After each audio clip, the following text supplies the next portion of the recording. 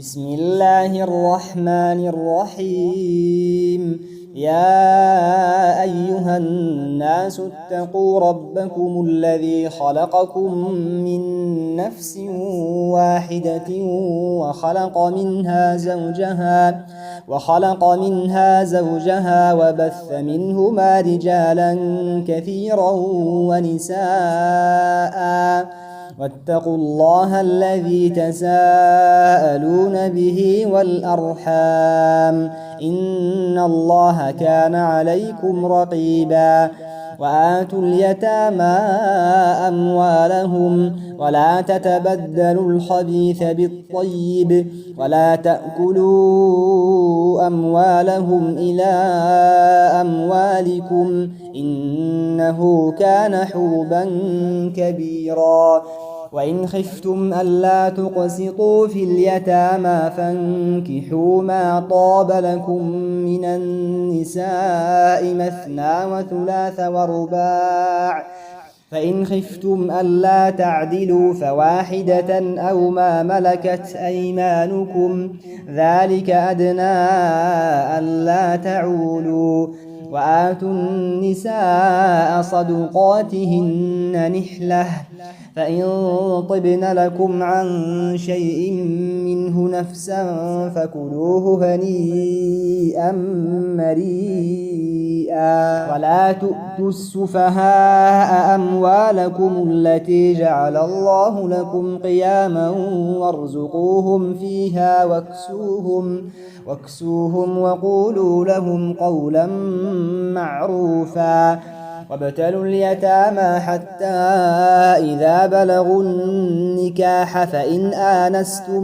منهم رشدا فادفعوا إليهم أموالهم ولا تأكلوها إسرافا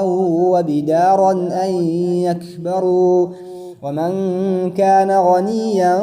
فليستعفف ومن كان فقيرا فليأكل بالمعروف. فإذا دفعتم إليهم أموالهم فأشهدوا عليهم وكفى بالله حسيبا. للرجال نصيب مما ترك الوالدان والأقربون وللنساء نصيب مما ترك الوالدان والأقربون مما قل منه أو كثر نصيبا مفروضا. وإذا حضر القسمة أولو القربى واليتامى والمساكين فارزقوهم منه وقولوا لهم قولا معروفا. وليخشى الذين لو تركوا من خلفهم ذرية ضعافا خافوا عليهم فليتقوا الله وليقولوا قولا سديدا. إن الذين يأكلون أموال اليتامى ظلما إنما يأكلون في بطونهم نارا وسيصلون سعيرا. يوصيكم الله في أولادكم للذكر مثل حظ الأنثيين، فإن كن نساء فوق 2 فلهن ثلثا ما ترك، وإن كانت واحدة فلها النصف، ولأبويه لكل واحد منهما السدس مما ترك إن كان له ولد، فإن لم يكن له ولد وورثه أبواه فلأمه الثلث، فإن كان له إخوة فلأمه السدس من بعد وصية يوصي بها أو دين. آباؤكم وأبناؤكم لا تدرون أيهم أقرب لكم نفعا فريضة من الله إن الله كان عليما حكيما. ولكم نصف ما ترك أزواجكم إن لم يكن لهن ولد، فإن كان لهن ولد فلكم الربع مما تركن من بعد وصية يوصين بها أو دين. ولهن الربع مما تركتم إن لم يكن لكم ولد، فإن كان لكم ولد فلهن الثمن مما تركتم من بعد وصية توصون بها أو دين. وإن كان رجل يورث كلالة أو امرأة وله أخ أو أخت فلكل واحد منهما السدس، فإن كانوا أكثر من ذلك فهم شركاء في الثلث من بعد وصية يوصى بها أو دين غير مضار، وصية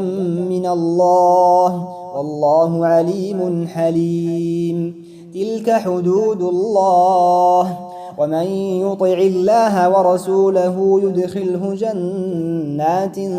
تجري من تحتها الأنهار خالدين فيها، وذلك الفوز العظيم. ومن يعص الله ورسوله ويتعد حدوده يدخله نارا خالدا فيها وله عذاب مهين. واللاتي يأتين الفاحشة من نسائكم فاستشهدوا عليهن 4 منكم، فإن شهدوا فأمسكوهن في البيوت حتى يتوفاهن الموت أو يجعل الله لهن سبيلا. واللذان يأتيانها منكم فآذوهما، فإن تابا وأصلحا فأعرضوا عنهما، إن الله كان توابا رحيما. إنما التوبة على الله للذين يعملون السوء بجهالة ثم يتوبون من قريب فأولئك يتوب الله عليهم، وكان الله عليما حكيما. وليست التوبة للذين يعملون السيئات حتى إذا حضر أحدهم الموت قال إني تبت الآن، ولا الذين يموتون وهم كفار، أولئك أعتدنا لهم عذابا أليما. يا أيها الذين آمنوا لا يحل لكم أن ترثوا النساء كرها، ولا تعضلوهن لتذهبوا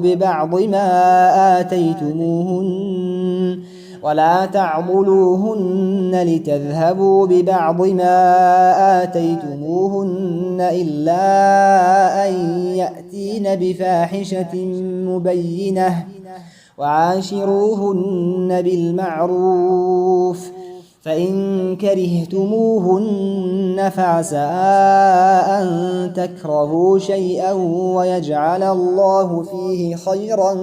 كثيرا. وإن أردتم استبدال زوج مكان زوج وآتيتم إحداهن قنطارا فلا تأخذوا منه شيئا، أتأخذونه بهتانا وإثما مبينا. وكيف تأخذونه وقد أفضى بعضكم إلى بعض وأخذن منكم ميثاقا غليظا. ولا تنكحوا ما نكح آباؤكم من النساء إلا ما قد سلف، إنه كان فاحشة ومقتا وساء سبيلا. حرمت عليكم أمهاتكم وبناتكم وأخواتكم وعماتكم وخالاتكم وبنات الأخ وبنات الأخت وأمهاتكم اللاتي أرضعنكم وأخواتكم من الرضاعة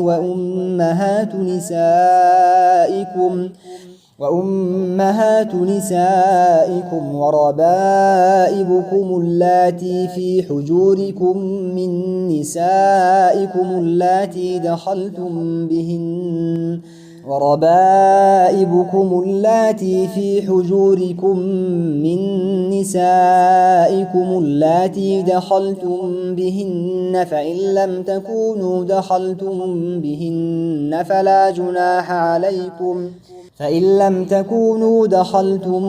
بهن فلا جناح عليكم وحلائل أبنائكم الذين من أصلابكم وأن تجمعوا بين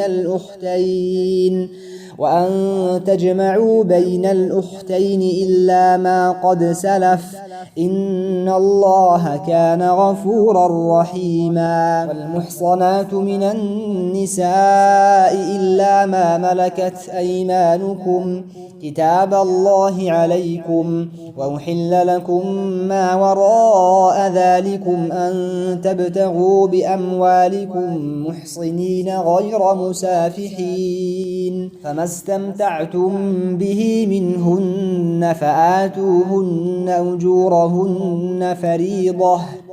ولا جناح عليكم فيما تراضيتم به من بعد الفريضة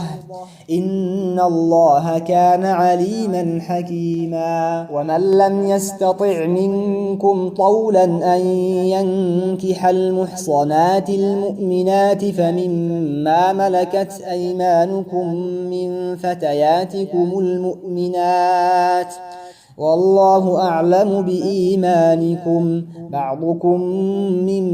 بعض فانكحوهن بإذن أهلهن وآتوهن أجورهن بالمعروف محصنات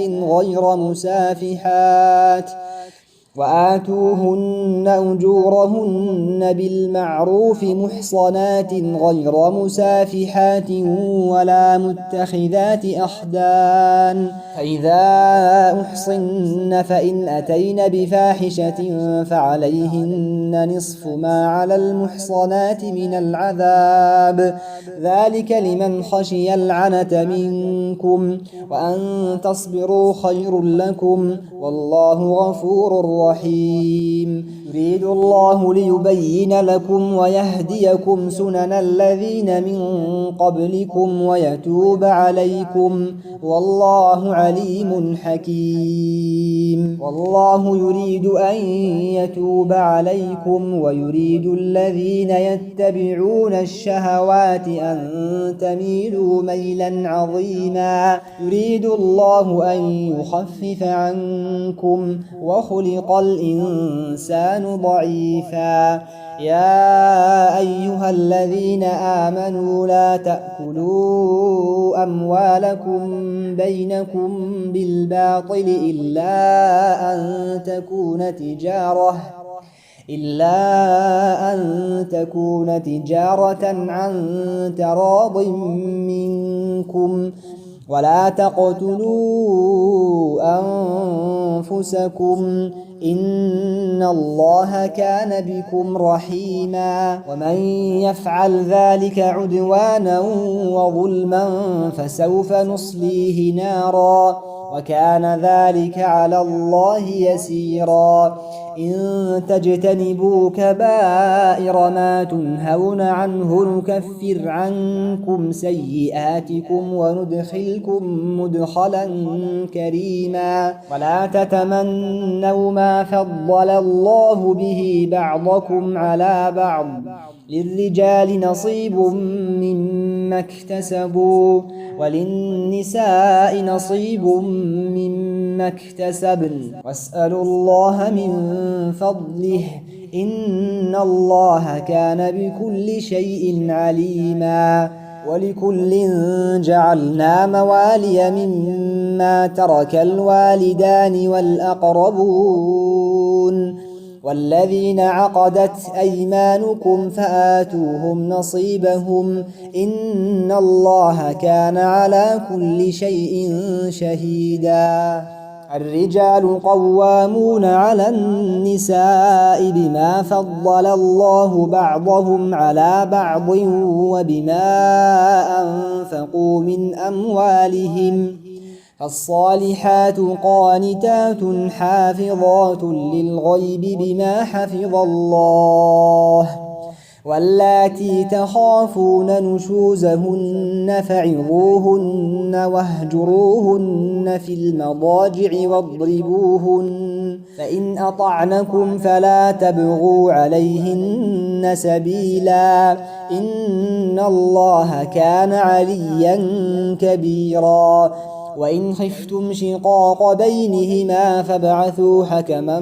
من أهله وحكما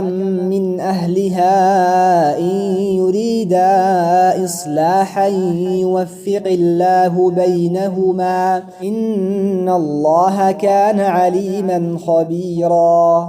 واعبدوا الله ولا تشركوا به شيئا وبالوالدين إحسانا وبذي القربى واليتامى والمساكين والجار ذي القربى والجار الجنب والصاحب بالجنب وابن السبيل وما ملكت أيمانكم إن الله لا يحب من كان مختالا فخورا الذين يبخلون ويأمرون الناس بالبخل ويكتمون ما آتاهم الله من فضله وأعتدنا للكافرين عذابا مهينا والذين ينفقون أموالهم رئاء الناس ولا يؤمنون بالله ولا باليوم الآخر ومن يكن الشيطان له قرينا فساء قرينا وماذا عليهم لو آمنوا بالله واليوم الآخر وأنفقوا مما رزقهم الله وكان الله بهم عليما إن الله لا يظلم مثقال ذرة وإن تك حسنة يضاعفها ويؤت من لدنه أجرا عظيما فكيف إذا جئنا من كل أمة بشهيد وجئنا بك على هؤلاء شهيدا يومئذ يود الذين كفروا وعصوا الرسول لو تسوى بهم الأرض ولا يكتمون الله حديثا يومئذ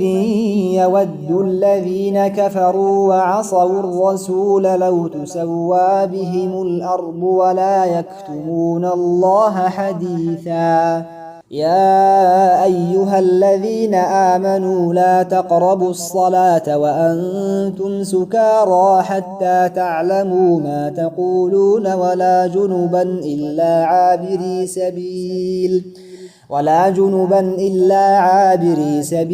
حتى تغتسلوا وإن كنتم مرضى أو على سفر أو جاء أحد منكم من الغائط أو لامستم النساء فلم تجدوا ماء فتيمموا صعيدا طيبا فامسحوا بوجوهكم وأيديكم إن الله كان عفوا غفورا ألم تر إلى الذين أوتوا نصيبا من الكتاب يشترون الضلالة ويريدون أن تضلوا السبيل والله أعلم بأعدائكم وكفى بالله وليا وكفى بالله نصيرا من الذين هادوا يحرفون الكلم عن مواضعه ويقولون سمعنا وعصينا واسمع غير مسمع وراعنا ليا بألسنتهم وطعنا في الدين ولو أنهم قالوا سمعنا وأطعنا واسمع وانظرنا لكان خيرا لهم وأقوم ولكن لعنهم الله بكفرهم فلا يؤمنون إلا قليلا يا أيها الذين أوتوا الكتاب آمنوا بما نزلنا مصدقا لما معكم من قبل أن نطمس وجوها فنردها على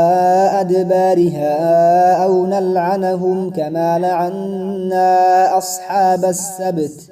وكان أمر الله مفعولا إن الله لا يغفر أن يشرك به ويغفر ما دون ذلك لمن يشاء ومن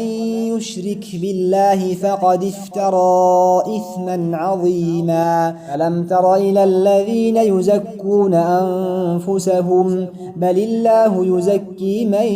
يشاء ولا يظلمون فتيلا انظر كيف يفترون على الله الكذب وكفى به إثما مبينا ألم تر إلى الذين أوتوا نصيبا من الكتاب يؤمنون بالجبت والطاغوت ويقولون للذين كفروا هؤلاء أهدى من الذين آمنوا سبيلا أولئك الذين لعنهم الله ومن يلعن الله فلن تجد له نصيرا أم لهم نصيب من الملك فإذا لا يؤتون الناس نقيرا أم يحسدون الناس على ما آتاهم الله من فضله فقد آتينا آل إبراهيم الكتاب والحكمة وآتيناهم ملكا عظيما فمنهم من آمن به ومنهم من صد عنه وكفى بجهنم سعيرا إن الذين كفروا بآياتنا سوف نصليهم نارا كلما نضجت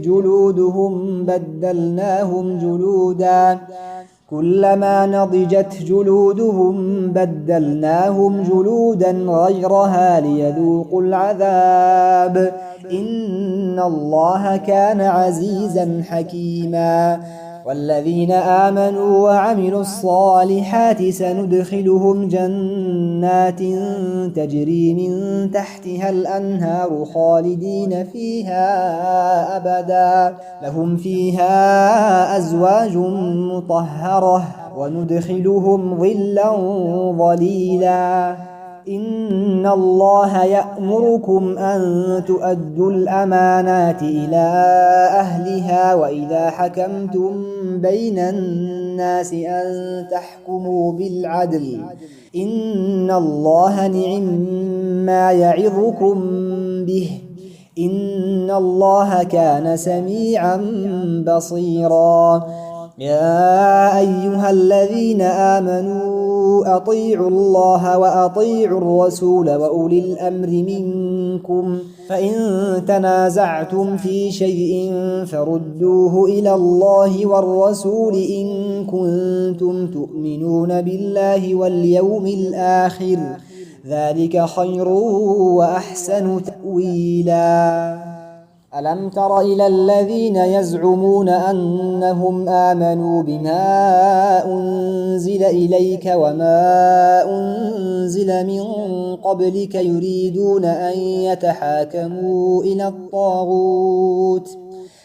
يريدون أن يتحاكموا إلى الطاغوت وقد أمروا أن يكفروا به ويريد الشيطان أن يضلهم ضلالا بعيدا وإذا قيل لهم تعالوا إلى ما أنزل الله وإلى الرسول رأيت المنافقين يصدون عنك صدودا فكيف إذا أصابتهم مصيبة بما قدمت أيديهم ثم جاءوك ثم جاءوك يحلفون بالله إن أردنا إلا إحسانا وتوفيقا أولئك الذين يعلم الله ما في قلوبهم فأعرض عنهم وعظهم وقل لهم في أنفسهم قولا بليغا وما أرسلنا من رسول إلا ليطاع بإذن الله ولو أنهم إذ ظلموا أنفسهم جاءوك فاستغفروا الله واستغفر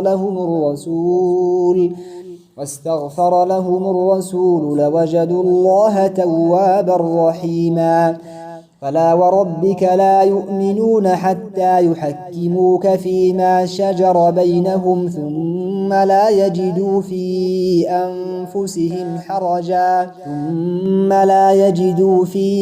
أنفسهم حرجا مما قضيت ويسلموا تسليما ولو أنا كتبنا عليهم أن اقتلوا أنفسكم أو اخرجوا من دياركم ما فعلوه إلا قليل منهم ولو أنهم فعلوا ما يوعظون به لكان خيرا لهم وأشد تثبيتا وإذا لآتيناهم من لدنا أجرا عظيما ولهديناهم صراطا مستقيما ومن يطع الله والرسول فأولئك مع الذين أنعم الله عليهم من النبيين والصديقين والشهداء والصالحين وحسن أولئك رفيقا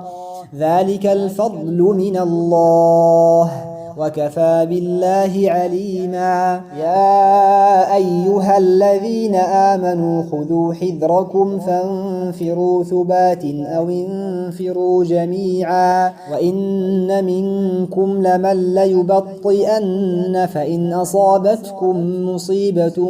قال قد أنعم الله علي إذ لم أكن معهم شهيدا ولئن أصابكم فضل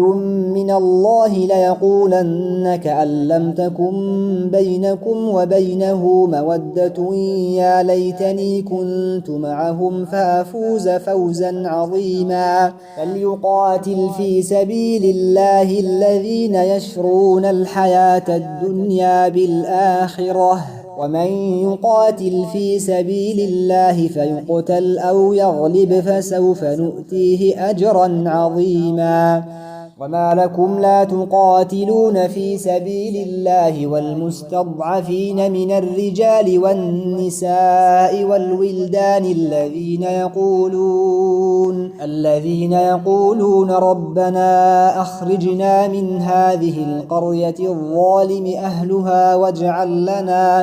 واجعل لنا من لدنك وليا واجعل لنا من لدنك نصيرا الذين آمنوا يقاتلون في سبيل الله والذين كفروا يقاتلون في سبيل الطاغوت فقاتلوا أولياء الشيطان إن كيد الشيطان كان ضعيفا ألم تر إلى الذين قيل لهم كفوا أيديكم وأقيموا الصلاة وآتوا الزكاة فلما كتب عليهم القتال إذا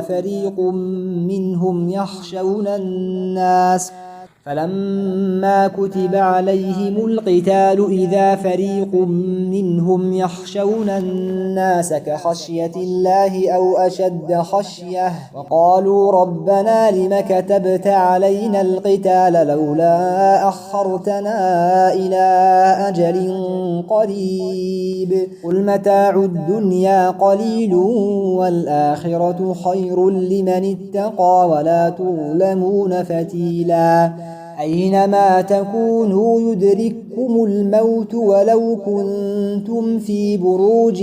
مشيدة وإن تصبهم حسنة يقولوا هذه من عند الله وإن تصبهم سيئة يقولوا هذه من عندك قل كل من عند الله فما لهؤلاء القوم لا يكادون يفقهون حديثا ما أصابك من حسنة فمن الله وما أصابك من سيئة فمن نفسك وأرسلناك للناس رسولا وكفى بالله شهيدا من يطع الرسول فقد أطاع الله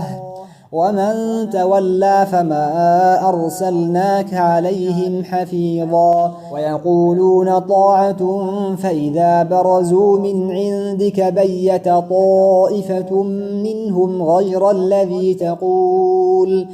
والله يكتب ما يبيتون فأعرض عنهم وتوكل على الله وكفى بالله وكيلا أفلا يتدبرون القرآن ولو كان من عند غير الله لوجدوا فيه اختلافا كثيرا وإذا جاءهم أمر من الأمن أو الخوف أذاعوا به ولو ردوه إلى الرسول وإلى أولي الأمر منهم لعلمه الذين يستنبطونه منهم ولولا فضل الله عليكم ورحمته لاتبعتم الشيطان إلا قليلا فقاتل في سبيل الله لا تكلف إلا نفسك وحرض المؤمنين عسى الله أن يكف بأس الذين كفروا والله أشد بأسا وأشد تنكيلا من يشفع شفاعة حسنة يكن له نصيب منها ومن يشفع شفاعة سيئة يكن له كفل منها وكان الله على كل شيء مقيتا وإذا حييتم بتحية فحيوا بأحسن منها أو ردوها إن الله كان على كل شيء حسيبا